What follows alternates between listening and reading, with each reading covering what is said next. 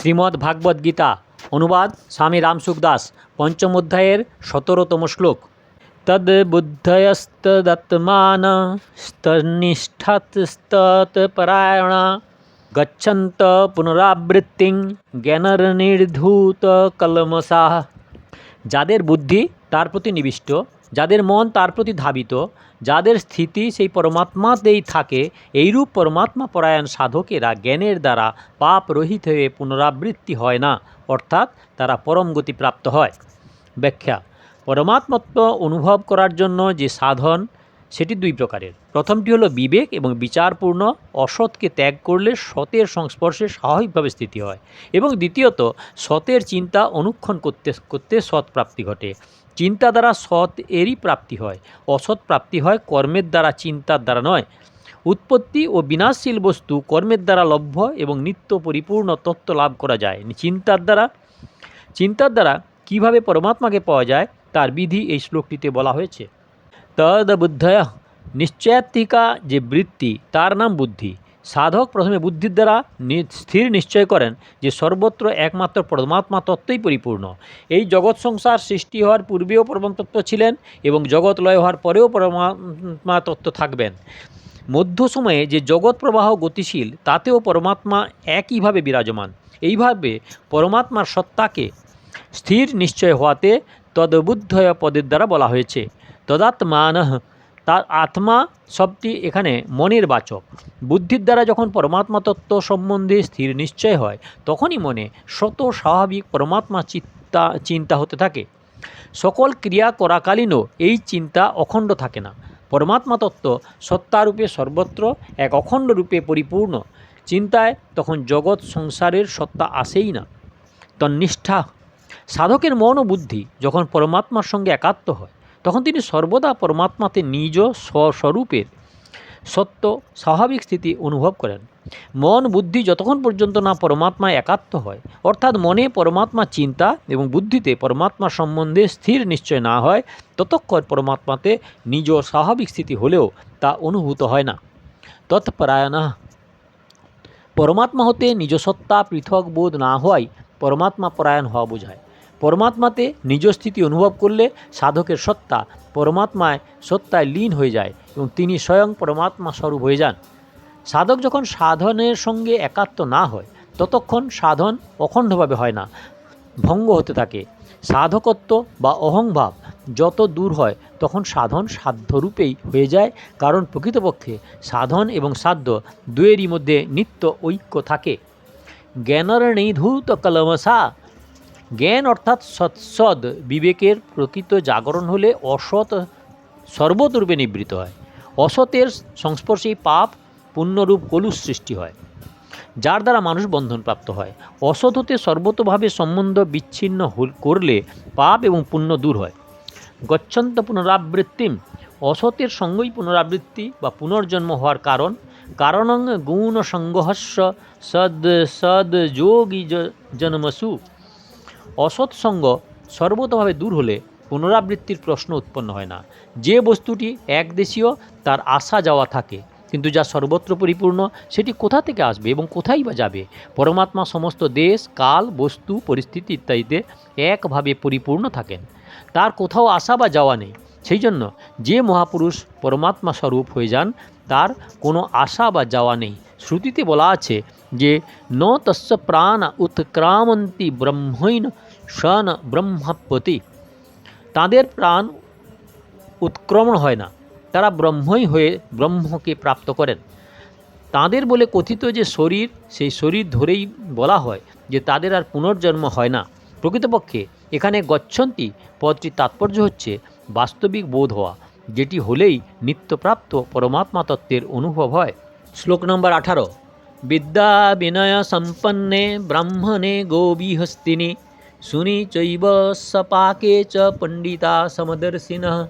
জ্ঞানী মহাপুরুষগণ বিদ্যা বিনয়যুক্ত ব্রাহ্মণে এবং চণ্ডালে ও গাভী, হস্তি এবং সারমেয় বা কুকুর ইত্যাদিতে এইরূপ পরমাত্মা তত্ত্বকে অবলোকন করেন।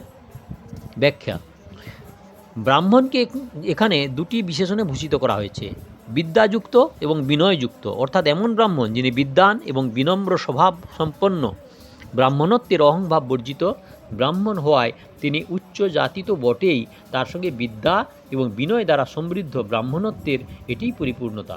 যেখানে পূর্ণতা সেখানে অহংভাব থাকে না। অহংকার সেখানেই হয় যেখানে অপূর্ণতা থাকে। ব্রাহ্মণ, চণ্ডালে এবং গাভীতে, হস্তি এবং সারমের মধ্যে ব্যবহারের সমতা আনা অসম্ভব। এদের সঙ্গে একই রূপ ব্যবহার করার আদেশ শাস্ত্রেও নেই, তা করা উচিতও নয় এবং করা সম্ভবও নয়। যেমন বিদ্যা বিনয় সম্পন্ন ব্রাহ্মণকেই পূজা করা সম্ভব, চণ্ডালের নয়। গাভীর দুধই পান করা সম্ভব, কুকুরের নয়। হস্তির পিঠে আরোহণ করা যায়, কুকুরের নয়। এই 5টি প্রাণীর উদাহরণ দিয়ে ভগবান বলেছেন যে এইগুলির মধ্যে ব্যবহারের সমতা আনা সম্ভব না হলেও তত্ত্বত সবের মধ্যে এক পরমাত্মা তত্ত্বই পরিপূর্ণরূপে বিরাজমান। মহাপুরুষগণের দৃষ্টি সদা সর্বদা সেই পরমাত্মা তত্ত্বের উপরই থাকে, সেই জন্য তার দৃষ্টি কখনো বিষম হয় না। একটি সংশয় এখানে আসতে পারে যে দৃষ্টি বিষম না হলেও তাদের ব্যবহারে ভিন্নভাব কিভাবে সম্ভব। তার উত্তর হচ্ছে এই যে নিজ শরীরের সকল অঙ্গে, মস্তক, পদ, হস্ত, গুহ্যাদিতে আমাদের দৃষ্টি অর্থাৎ নিজস্ব ভাব এবং হিতের চিন্তা একই থাকে। তাহলেও আমরা এইগুলি ভিন্ন ভিন্ন ব্যবহার করি। যেমন কারো গায়ে গা লেগে গেলে আমরা ক্ষমা প্রার্থনা করি, কিন্তু হাত স্পর্শ করলে করি না। মাথা এবং হাত দিয়ে প্রণাম করে থাকি, পা দিয়ে নয়। গুহ্যে হাত স্পর্শ করলে আমরা হাত ধৌত করি, হাতের সঙ্গে হাত লাগালে নয়। কেবল তাই নয়, একটি হাতের অঙ্গুলিগুলির মধ্যে ব্যবহারের পার্থক্য থাকে। সকলেই জানে কাউকে তর্জনী দেখানো বা বৃদ্ধাঙ্গুষ্ঠ দেখানোর পার্থক্য। এইরূপ শরীরের বিভিন্ন অঙ্গ প্রত্যঙ্গের ব্যবহারের পার্থক্য থাকে, কিন্তু আত্মীয়তার কোনো পার্থক্য থাকে না। সেই জন্য শরীরের কোনো অঙ্গ পীড়িত হলে উপেক্ষা করা হয় না। ব্যবহারে পার্থক্য থাকলেও অসুস্থতা দূর করার জন্য আমরা একই রূপ ব্যবহার করি। শরীরের সকল অঙ্গের ভালো মন্দে আমাদের এইরূপ ভাব থাকে। এইরূপ প্রাণী সকল খাওয়া দাওয়া, গুণাগুণ, আচরণ, জাতি ইত্যাদি পার্থক্য থাকায় জ্ঞানী মহাপুরুষগণের ব্যবহারের পার্থক্য থাকে এবং সেটি হওয়াই সঙ্গত। কিন্তু সেই সব প্রাণীতে এক পরমাত্মতত্ত্ব পরিপূর্ণ থাকায় মহাপুরুষদের দৃষ্টিতে কোনো পার্থক্য থাকে না। প্রাণীদের প্রতি মহাপুরুষদের আত্মীয়তা, ভালোবাসা, হিত চিন্তা ও দয়া ইত্যাদি ভাবের কখনো পার্থক্য হয় না। তাদের অন্তঃকরণে রাগ, দেশ, মমতা, আসক্তি, অভিমান, পক্ষপাত, বিষমতা ইত্যাদি সর্বতোভাবে অভাব থাকে। নিজ শরীরের কোনো অঙ্গের কষ্ট দূর করার জন্য যেমন স্বাভাবিক প্রচেষ্টা থাকে, তেমনি অন্য প্রাণীর দুঃখ জানতে পারলে তার দুঃখ দূর করে তাকে সুখী করার চেষ্টাও তার স্বাভাবিক থাকে। এই জন্য ভগবান মহাপুরুষদের সমদর্শী বলেছেন, পর সমবর্তী নয়। গীতার অন্যত্র সমদর্শী এবং সমবুদ্ধির কথাই বলা হয়েছে। যেমন সমবুদ্ধি বিশিষ্যতে সর্বত্র সমদর্শন, আত্মৌপমেন সর্বত্র সমঙ্গ পশ্যতি, সর্বত্র সমবুদ্ধয়। অতএব ভাবে সর্বদা অদ্বৈত হওয়া উচিত, ক্রিয়াতে কখনো নয়। যদি সমত্ব আনতে হয় তাহলে অপর ব্যক্তি তার যে কোনো বর্ণ, আশ্রম, ধর্ম, সম্প্রদায় বা মতের হোক না কেন, তাকে সুখী করতে হবে, তার দুঃখ দূর করতে হবে এবং তার প্রকৃত হিত করতে হবে। তার মধ্যে এই পার্থক্য থাকতে পারে যে তুমি রাম রাম বলো, আমি কৃষ্ণ কৃষ্ণ বলি, আপনি বৈষ্ণব, আমি শৈব, আপনি মুসলমান, আমি হিন্দু ইত্যাদি। কিন্তু এতে কোনো বাধা হয় না। বাধা তখনই আসে যখন এই ভাব থাকে যে এরা আমার দলের নয়, সেই জন্য তার যতই দুঃখ হোক আমি এবং আমার দলের লোকেরা যেন সুখে থাকি। এই ভাব পোষণ করলে ভয়ানক পতন হয়। তাই যে কোনো বর্ণের মানুষই কষ্ট পাক না কেন, তার হিতের জন্য চিন্তা সমভাবে করা উচিত এবং তার সুখ হলে তাকে সমানভাবে প্রসন্ন হওয়া উচিত। যেমন ব্রাহ্মণ এবং হরিজনদের মধ্যে সংঘর্ষ হয়, এতে হরিজনদের হার হলে এবং ব্রাহ্মণরা জিতে গেলে যদি আমরা মনে আনন্দ হয়, তবে ব্রাহ্মণরা হেরে গেলে এবং হরিজনদের জিত হলে যদি আমাদের মনে দুঃখ হয়, তবে এটি অসম ব্যবহার, যা অত্যন্ত হানিকারক। ব্রাহ্মণ এবং হরিজন সকলের প্রতি আমাদের হিতের চিন্তা সমানভাবে থাকা উচিত। কারো অহিত যেন আমাদের সহ্য না হয়। সকলের দুঃখই যেন সমভাবে আমাদের নাড়া দেয়। ব্রাহ্মণ দুঃখী হলে তাকে সুখী করব এবং হরিজন যদি দুঃখ পায় তাকে সুখী করব না, এইরূপ পক্ষপাতিত্ব করা উচিত নয়। বরং হরিজনকে সুখী করাই বিশেষ চেষ্টা হওয়া উচিত। আবার হরিজনকে সুখী করতে গিয়ে ব্রাহ্মণদের দুঃখকে উপেক্ষা করা উচিত নয়। এইরূপ কোনো বর্ণ, আশ্রম, ধর্ম, সম্প্রদায় ইত্যাদির জন্য পক্ষপাত থাকা উচিত নয়। সকলের প্রতি সমানভাবে হিতের ব্যবহার করা উচিত।